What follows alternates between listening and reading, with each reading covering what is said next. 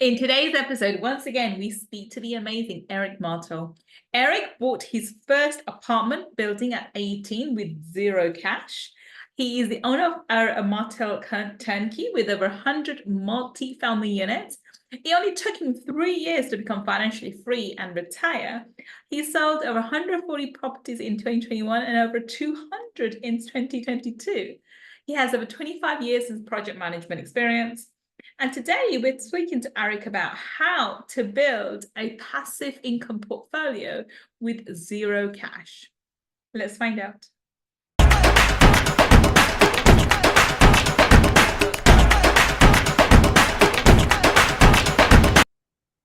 Welcome. This is Gull, your money mindset expert. And today, once again, we have the fabulous, the wonderful Eric Martel. Welcome, Eric. Well, good morning. How are you doing?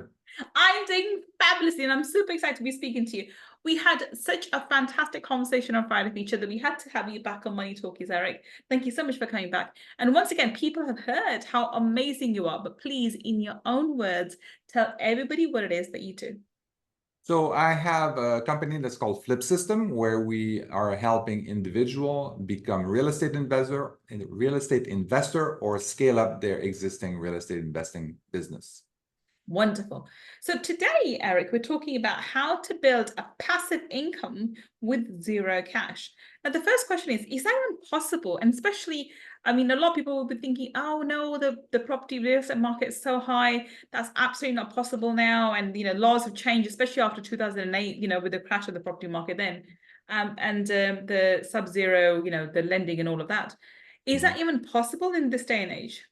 Well, it is possible. I mean, the counterpoint to this is that you're going to have to spend a lot more work to do this, to find the deals that actually are going to cash flow with 100% financing.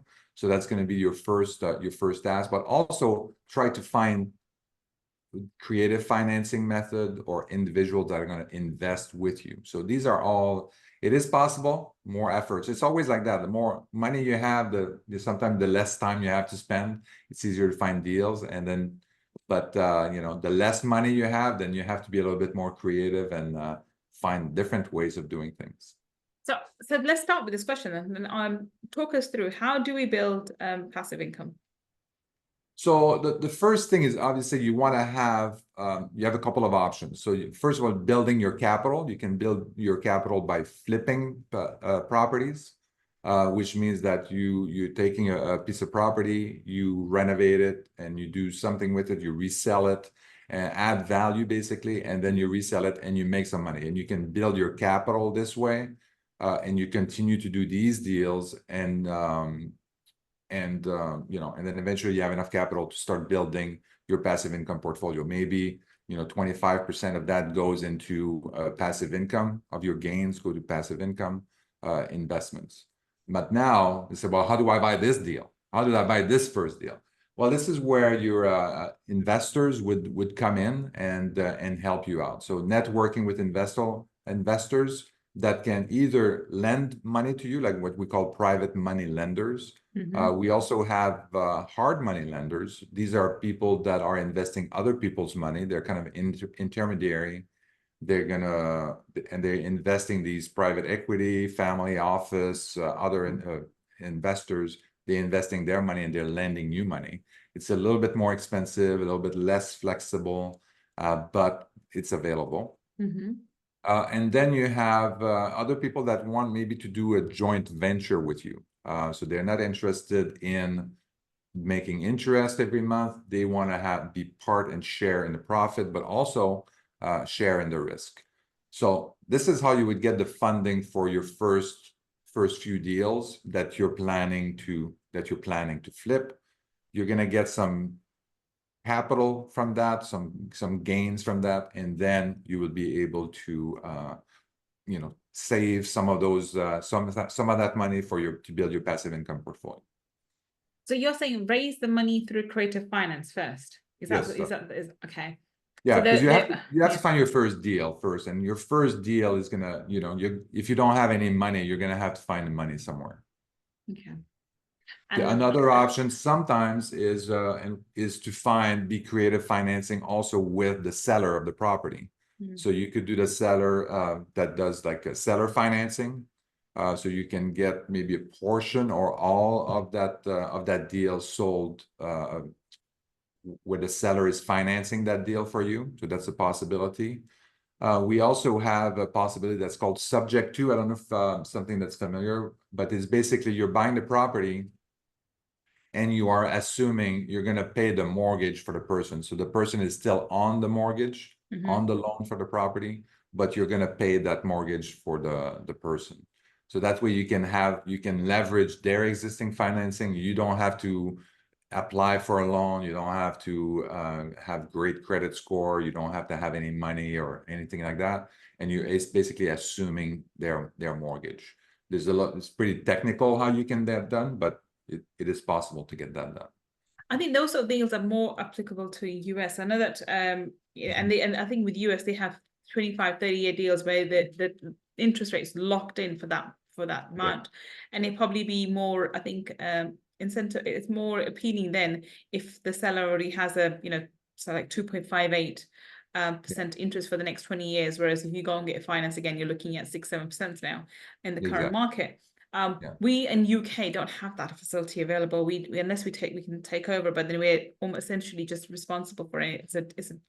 It's a legal thing that way, and that even then the rates are what, 5 years max. And I think that we've got 10-year rates coming in now, but before that our maximum rates were 5 years, and they're not as great as the ones from the US. I think that's less appealing. In Canada as well, it's 5 years, sometimes 10 years, but 5 years and the rates adjust. Yeah, exactly. And then and that's which I think if you can get a good deal for 30 years and stick to it, it's brilliant. Because every time you change a deal, there's a fee added to it as well. So that's an additional thing that we have to deal with. Yeah, that's a great time right now for people that want to do these, assume somebody else's mortgage. Yeah, as you mentioned, I mean, the interest rate was, significantly or lower a couple of years ago, and now the rates are significantly higher. So. Yeah. So they basically, my understanding from you is go and do the research and find the deal first. Yes. Get a deal first, and then you need to work out how much finance you need to raise for it. And then you work on the finance after. So it's the mindset that comes with it, not to use a lack of finance as an excuse, and hence the name, how to build a passive income through zero cash. If you don't have the money, then you have to use your time. And if you're using your time, the first thing to do is go and find a deal. So get some education behind you, do some research, whatever, and get a deal that makes sense on paper to you. And then whether you need 20, 30, 40, 50,000, whatever the amount is, you'll know how much money you need. And then find ways for creative finance to work out what do you do and how do you deal with that, and how to get that money, basically. Yeah, exactly. So you have to be more creative, and you have to spend more time with, so if you're going to go with a seller financing route, which is the first deal that I did when I was 18 years old, it was seller finance, a proportion of it, 20% of it. But I had to analyze 500 deals to get that one deal, just to give you an idea. I don't know if investors today have the stamina to analyze 500 deals, but sometimes that's what you have to take. You have to spend more time to do that. So I think that's a great way to put it. You need to think carefully about, are you serious? I think you come back to mindset. One, are you actually determined? Are you serious about it?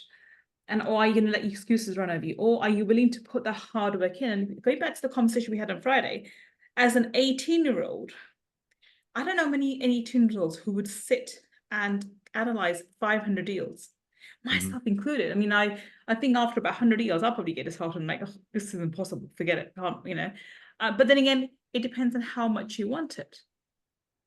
And you wanted it, so you did 500 deals, and you found a way to make it work. Yeah, and this is something I learned with that. I had a mentor when I was doing this deal at 18 years old. I was analyzing the deals. I was like, that doesn't make, are you sure? I would talk to my mentor. Are you sure there's deals like that? I said, do you think it's possible? And he kept saying, no, keep going. You're gonna find one for sure. Like he was so certain that I would be able to find a deal that would work.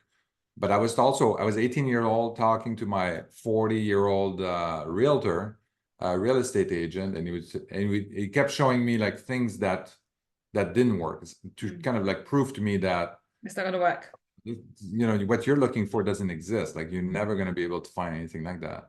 And he was so he wanted to brush me away and say, well, why don't you give me, in those days you didn't have the internet. So he basically gave me like 4 binders of listings that were printed, and then said, well, here are the listings, and then you can just look at it yourself if you don't believe me. And so that's when I just like went on the calculator and then start analyzing all these deals over one weekend, and found a couple that worked on paper. And then it was a question of talking to the seller to see if they were able to, negotiate something, set up some seller financing, and what were they willing to do. Mm-hmm. So it's all about making the decision and going for it, and not letting some people hold you back, because there will be, and people who are not in authorities are now thinking back about it. An 18-year-old who was told, had 2 people, a mentor, which by the way really, really helps. So you were very, very fortunate to have a mentor who can say, I believe in you, carry on going. Because if you are trying to do this on your own and you didn't have a mentor to support you, to believe in you, you would have this realtor who in your eyes is an expert, who knows the market so well. What do I know as an 18-year-old? It really eats into your confidence, and you buy into their lies. Because I think most people, these so-called experts don't know much. Yeah. I know a lot about, I'm not an accountant, but I know different ways of counting, what to do in terms of taxes and whatever loopholes, and setting up trusts and companies, whatever else, which a knowledge which I've acquired through speaking to 10 different people. So when I speak to one accountant, they're like, oh, well, this is not possible. I'm like, actually it is, if you do it this way. And I'm not an accountant, but I know because somebody else told me that it can be done. And they're like, oh, yes, it can. It's that understanding that not all experts have all the knowledge. They may have some parts of the knowledge. Yeah. And you need to rely on yourself and then go and do your research and not be dissuaded by these so-called experts. But as an 18-year-old, it's very difficult to, or even as a young person, it's very difficult to believe in yourself when you have these so-called experts telling you it's not possible, it's not possible. But then you had a mentor who told you it was possible, and you chose to believe your mentor. And this is why I'm in the coaching industry as well. And I really do believe you need to have mentors who do really believe in you, who push you along and make sure that you achieve the goals you set yourself to achieve. But if you're trying to do it by yourself, you have to be your own mentor as well. You have to be your own coach. You have to be your own cheerleader. And it sometimes becomes very lonely space. And sometimes you will, I think a lot of people give up because of that, because it is a mentor. And that's the difference between someone who makes it and someone who doesn't. How much do you agree with that point? Well, absolutely. I think that's a big thing. When you're an entrepreneur, when you get started, you're a lone wolf, as they say. Yeah, you are. And you have to be very motivated. Yeah. And the motivation is the first thing that's going to dwindle to nothingness, because it is starting a business, doing something like that. It takes time, it takes effort, and it takes I would say some courage as well, because you're investing your time, sometimes you're investing your money into a business, and you don't know if it's going to make money. You don't know if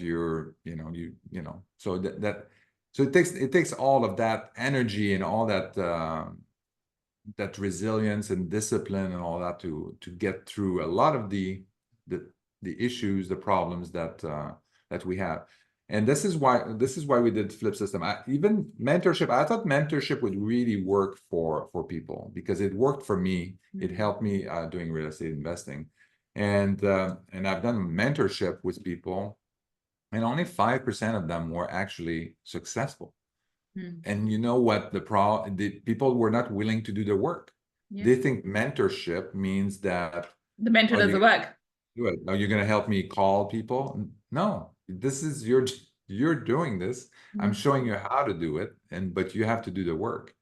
And and then even today with Flip System, we have over 500 customers on Flip System, and we are all basically curating a list that we're analyzing hundreds of deals every day.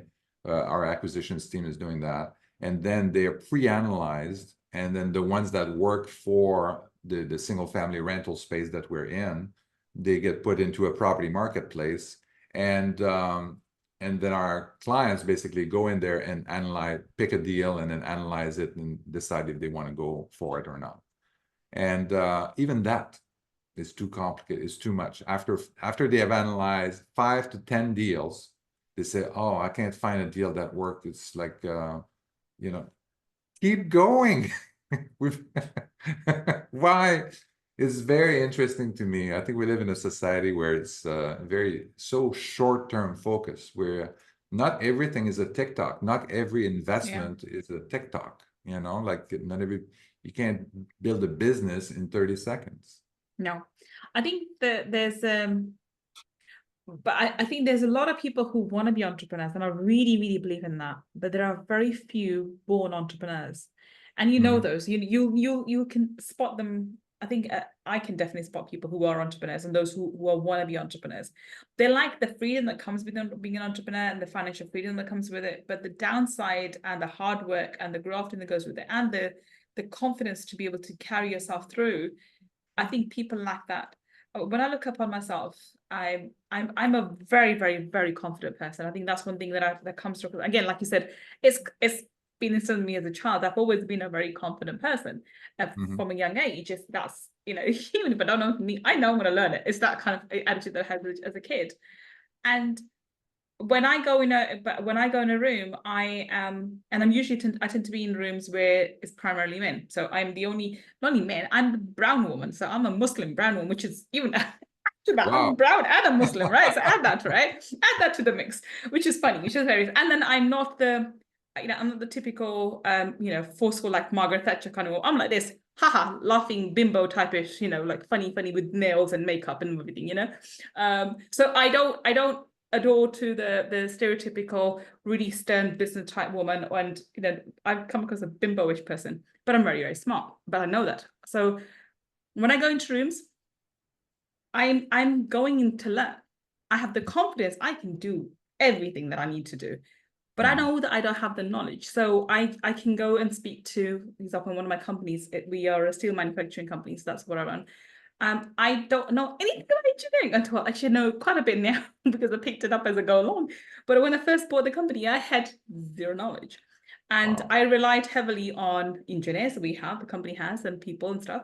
And I'm blessed that it's full of men, and they are absolutely amazing. They're complete gentlemen, fabulous men. So I really think I'm blessed with the team member that I have. But it goes to the point, I go and ask. My management accountant, I'm not an accountant, how do you do this? What's wrong? You know, da, da, da. And he gives me, okay, go with the direction one Z, and explain to me in a way which I understand. Yeah. And then I'm able to take that knowledge, go to my, you know, for example, the general manager, say, I even asked my general manager, can we do this? Are we produce this? Are we able to make this part? Because I don't know if we can make this part. So he tells me. Then I go to the other person. So the point being, as long as you have confidence in yourself, the requisite knowledge to do the particular task, like I couldn't run this company without these people, no way. But I'm in the middle, and I'm able to go to each individual and ask them for help for specific parts. And because of that, our company is very successful. We're doing really, really well, and we're looking to scale up and looking to buy additional companies. So this will become a multi-million pound, multiple seven-figure company. It will hopefully go into becoming 8 figures within the next 12 months because of acquisitions. The reason why I'm able to do that, because I'm a lawyer, I'm not an engineer, because I can ask for help. Yeah. But the belief that I can do it comes from within me. Yeah. And so the hard work is, you know, I'm able to put the hard work in, I'm able to put, but it's not just hard work and self-belief. So this one thing that I think the whole point of the story was to stress, it's the hard work combined with the self-belief. You have those two things, you can do anything. Yeah. And that could be it trading, be it real estate, be it manufacturing, be it whatever industry you want to go in. Coaching's not an easy industry. Maybe it was a few years ago. It's a really, really tough market to make money in this industry now. Again, hard work, self-belief, those two things, those two qualities are important, which I think, now correct me if you're wrong, as a coach, I've noticed the clients of mine, I mean, what I teach is universal principles about making money, attracting money. But not everyone's willing to do the work. You can give something on a silver plate, and I have, but you can't. My methodology is so simple. It's passive. You put the headphones on and listen to, to the meditations. You can't get more passive than that. Yeah. But people are still not willing to put the work in. Absolutely, absolutely. Or they're not even listening to what I'm saying. Yeah. Like I said, they hear, they listen, but they don't hear. They don't understand the concepts, and they just brush it. They brush it off. Yeah, I mean, one Manchi that I had, he wanted to invest in something, and he was in North Carolina, I think. And I said, well, like we can look at deals together, and but you want to have deals that are going to cash flow, and positive cash flow after you pay all your things. So yeah, that's great and stuff like that. But my realtor is proposing this deal and all of that. And I said, well, just run the numbers on that. Otherwise, you could buy I can show you markets where you can buy properties and they're going to cash flow. And, I have like MartelTurnkey is another company that I have where we basically sell these cash flowing single family rentals turnkey. And so he shows me a deal that he's looking at and stuff like that, but said, I forget his name, but look, it's negative cash flow. You're losing money every month on this deal. Like you want to retire, you want to have passive income to retire. That's going to cost you money every month. You understand that, right? And it's like, oh yeah, but it's a good deal. What is a good deal? So anyway, I don't know what happened, but he was just like, I think he went for the deal, and then he's just like, we were definitely not on the same page. I think that sounds like someone who's emotionally invested in something, and so when they become emotionally invested in something, it doesn't matter if the numbers work. They're trying to make the numbers work. I've seen that happen quite a lot. Whereas you have to be detached, and when you see as a business, especially when it comes to property, because I've been a property investor as well, a deal is a deal. It's you have to keep your emotions out of it. When you want to prove someone thing that I know this and I know I can make it work, then you're going down the wrong path.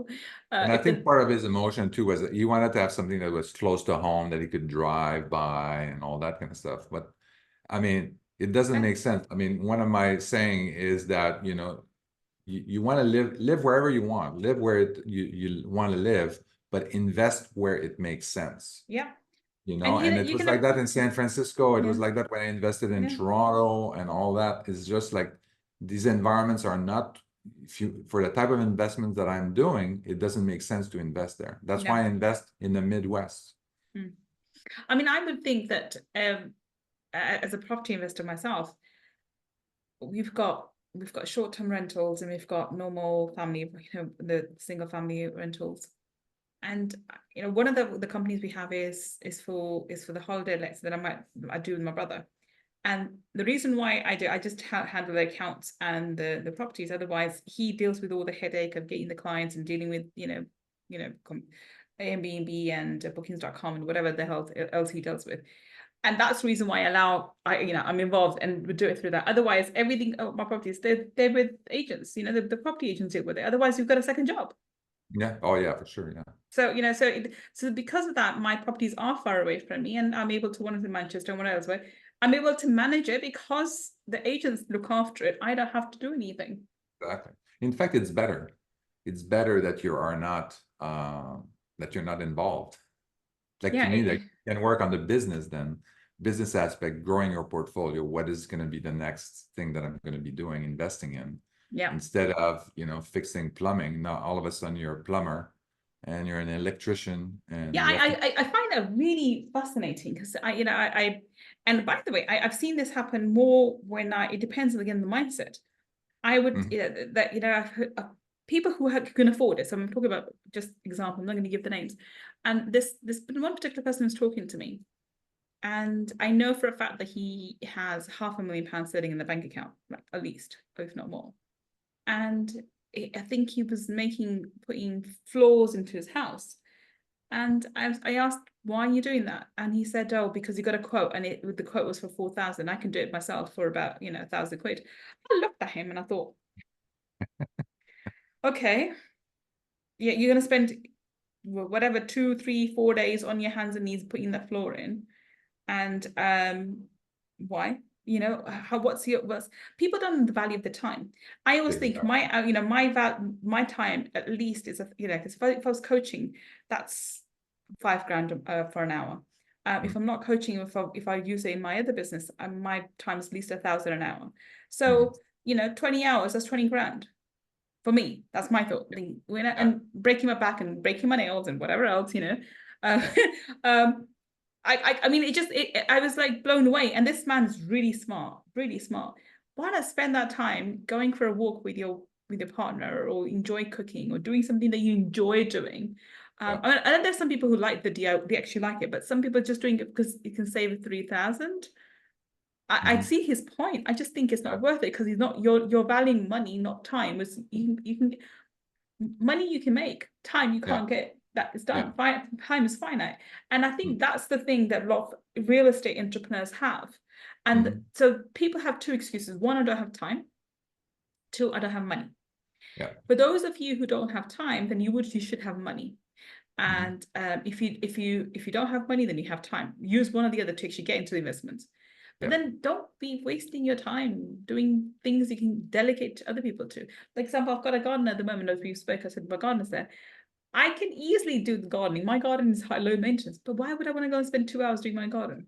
And I might as well pay someone, £40 an hour, then get them to pay, say pay 80 quid, £100 an hour, for the to be worked. And I spend the 2 hours sticking to you, doing some other work, or just chilling, watching Netflix. Why not?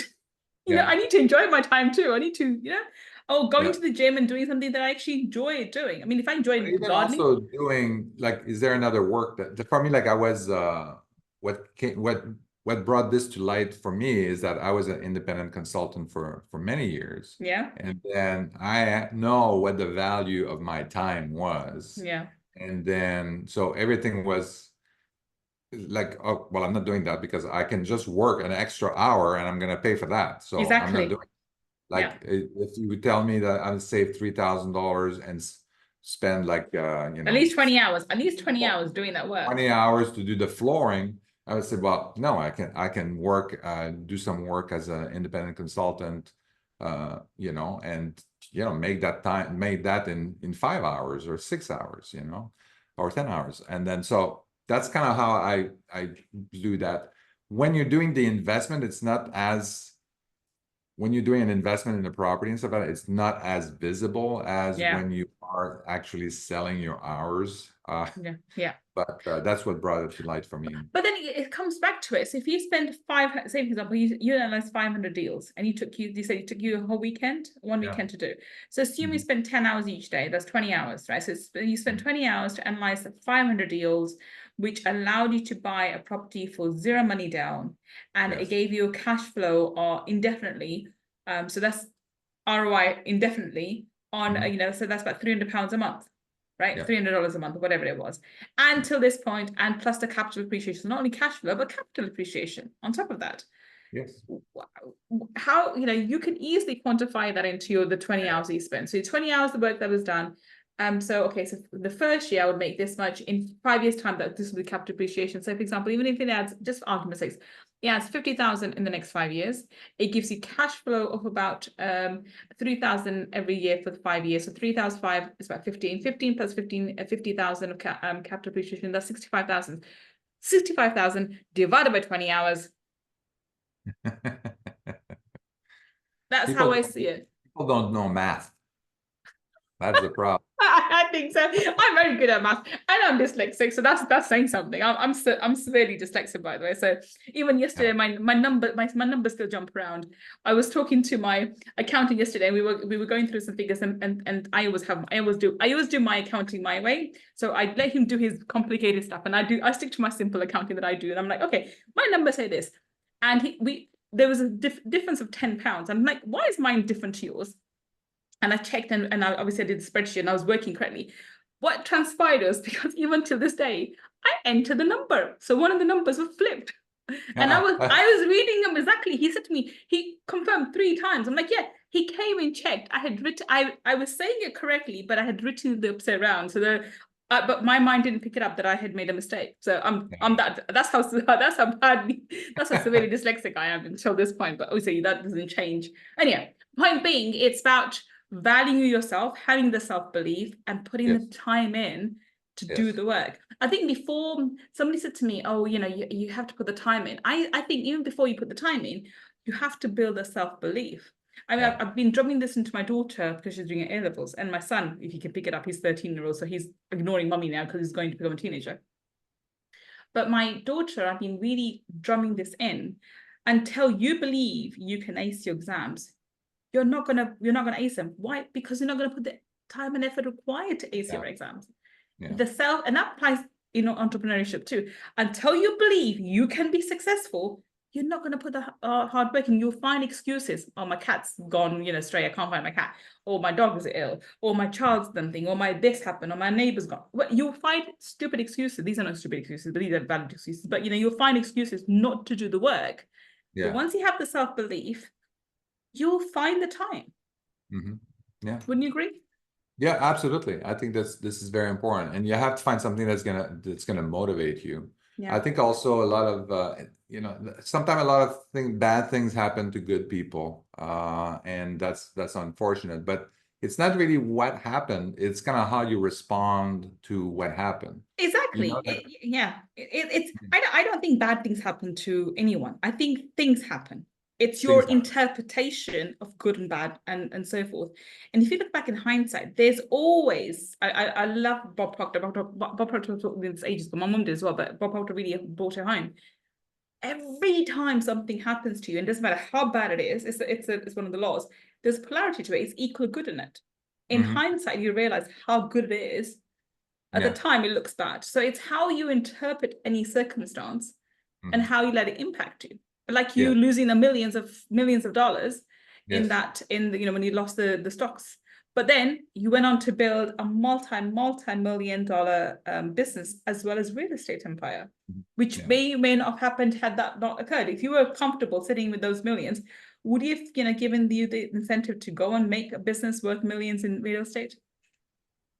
I don't know. Let me think.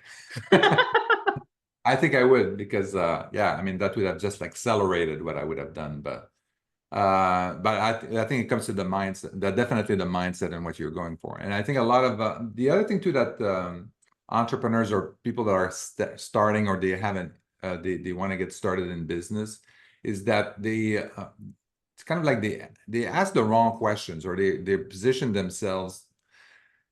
They're asking their brains the question the wrong way. So instead of saying, can I do this, or can blah blah blah, it's like, how can I do this? How can I achieve this? How can this be Tony done? Robbins goes about this all the time. Asking the right questions. Yes.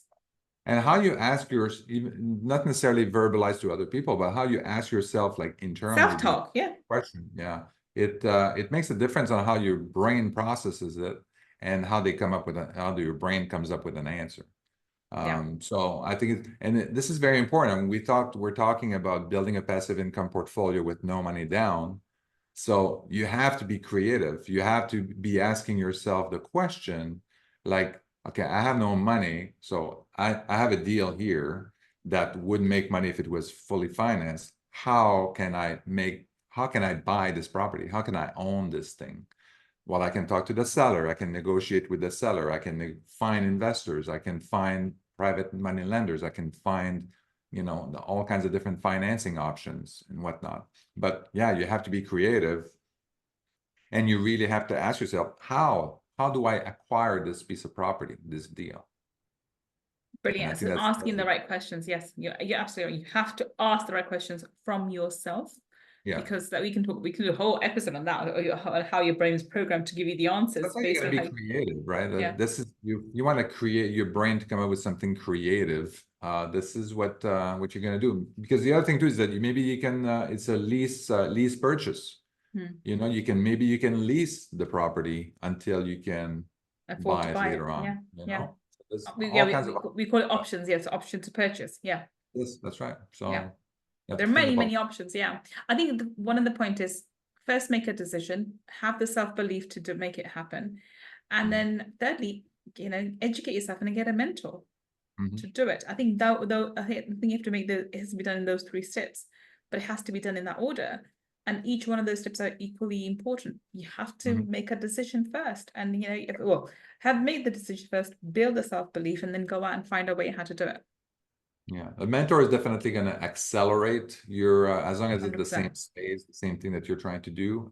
If you don't have a mentor, I mean, you can still do it. It's just going to take you longer Yeah. time to do it, maybe a few mistakes along the way. But as you're interacting with investors as well that want to invest in your deal, you can learn from them as well. If you were talking to someone that has done joint venture kind of businesses or invested in such a way, you can they can also bring some input to that. You can partner with someone that knows real estate or knows construction to bring them in the deal and say, because of not only because of the money that they bring in, but also because of the expertise.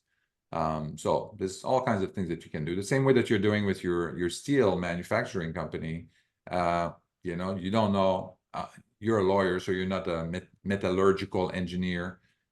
So, you are relying on other people to know the business, know how it works, know how to do the manufacturing.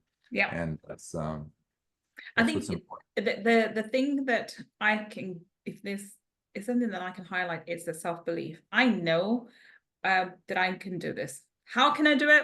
I'll figure it out. That's how I say it. I'll figure it out. But I know I can do it, and I know I will do it. It's that. It's not even a question in my mind. So I know where I'm going for. So we're building this to 8 figures initially, and then it will eventually get to 9 figures in the next 5 years. It's going to get there. How am I going to get there? I have no clue. Who needs to join me on the way? I don't know. God will provide. Universe will get the right people to me. I have that belief that that's going to happen. The right people will come and join me at the right time, and we will grow and expand. That's it. That's it. And then I do everything I can on that particular day on what needs to be done. Going with that belief, and God, have I had challenges? Yes, we've had those. The bigger the dream, the bigger the challenges. So expect that. But Yes. then I have the shoulders strong enough to be able to handle that. So it's not like, why me? It's okay, try me. And going with the attitude. And I think far too many people are not allowing themselves the space to face challenges. They face the first hurdle. Oh, this isn't for me, and they want to jump off the ship. Why? Mm-hmm. You're gonna face troublesome waters. Everyone is in every business, regardless of where you are. And even if it's so-called safe employment, day 9 to 5, you're gonna have, you may lose a job or the company goes bank, whatever. Who knows? You can never predict these things, and you should never be afraid of them. Yeah. But I anyway, mean, that scares me the most is employment. People have full-time job and they think that's that really it's risky. Yeah. so safe. It's so safe. No, you're not safe. You don't know any information about the business, how well the business is doing. You're under somebody's control in terms of, oh, I don't need you anymore, blah, blah, blah, and whatever.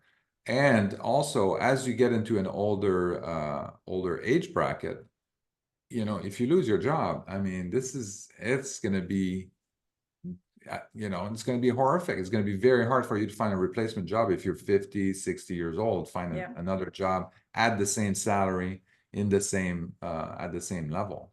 Yeah. It's impossible. And I have like 2 friends right now that they never listened to me. And then they never invested. And now they're out of a job. And one of them has been out of a job for over a year now. And he's my age, and it's going to be very, very tough for him to find another job at this stage. Yeah. So people don't realize that. That's why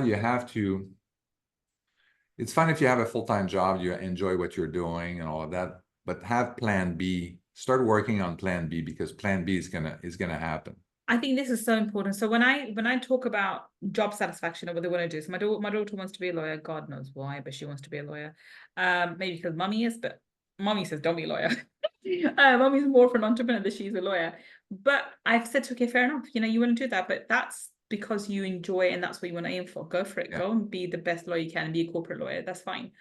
But you need to understand, you need to have a business, you need to have money on the side. Money should never be an option. Money should never motivate you to go into employment, ever. And maybe Yeah. initially for the first few years while if you have nothing to start with, but obviously she's fortunate she has got mommy, if mommy's still around, God forbid, if I'm, God takes me in, that's another story. But as long as I'm around, she's got mommy to look after. So if money's not an issue, then don't use money as a motivation to go into employment. Go into it, that's something that Robert Kiyosaki teaches. Go into employment to learn skills that you can translate into your own business. So that's what I'm teaching her to me. Make sure that your business has to be that. It has to be, if you need, it doesn't matter what you are, lawyer, doctor, engineer, architect, whatever, all these middle class professions, whatever you want to do, it's your choice.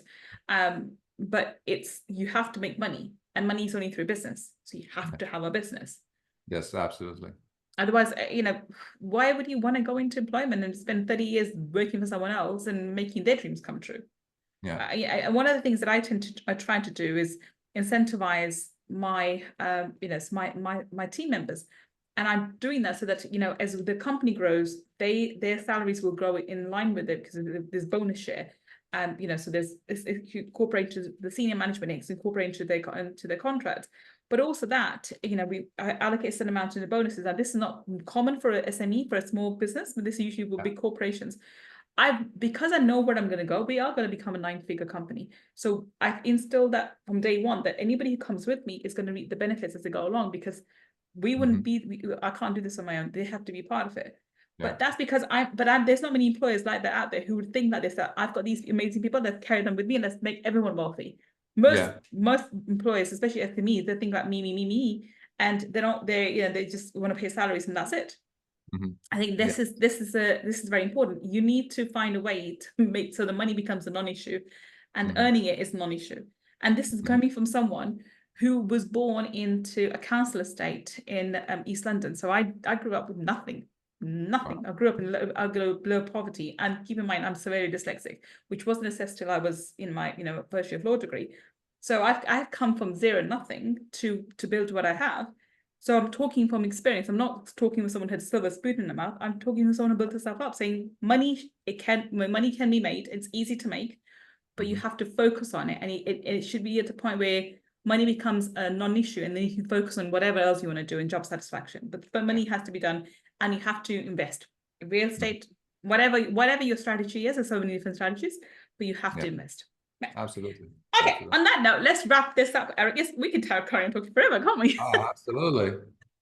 So, Eric, what would be your parting advice to someone who's looking, who at the moment in your words, would be time rich and cash poor? So time rich and cash poor. So I think that what is important, I think, is I want you to know that it is absolutely 100% possible for you to build a passive income portfolio with no money down, getting started with no money down. You have to spend more time to find the deals that are going to work in that particular financing environment. You're going to have to find more time to find investors that are going to be joining you and helping you and facilitate your investment. You have to be creative. So you have to think, you have to be creative about how you're going to approach this deal and leave all the options open. Fantastic. And I think that's brilliant advice.